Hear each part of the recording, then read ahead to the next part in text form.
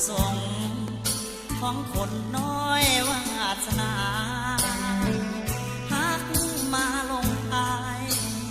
ด้วยจนไม้อำลา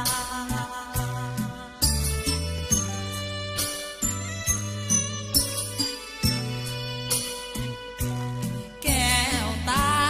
ยแสนลำบากยากหัวใจ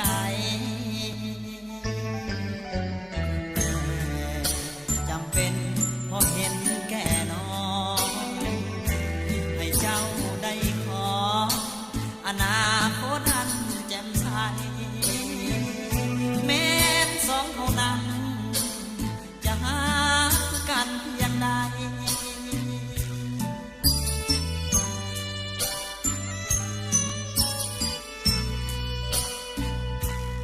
จงได้เสื้อฟังผู้ใหญ่นั้นกตัญญูบุญคุณของผู้บังเกิดมาขาดเจตนาเหมือนว่าลบหลู่เพิ่นคงหมายไว้ผู้ใดสมเป็นเนื้อคู่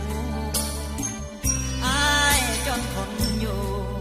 หับหูต้องยอมแพ้พ่ายสุดท้ายจดหมายสั่งลาอภัยเถิดนาน้ำตาอ้ายเพื่อนจดหมายสานาถ้ามีอย่าได้หนีลีกา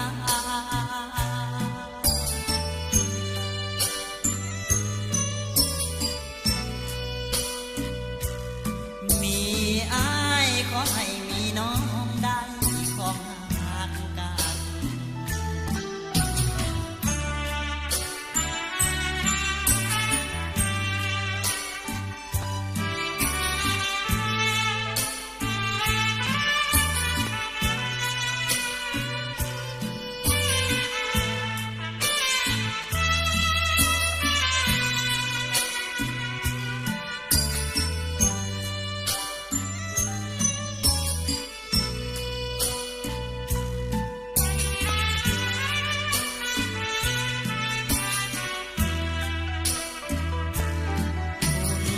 บุญ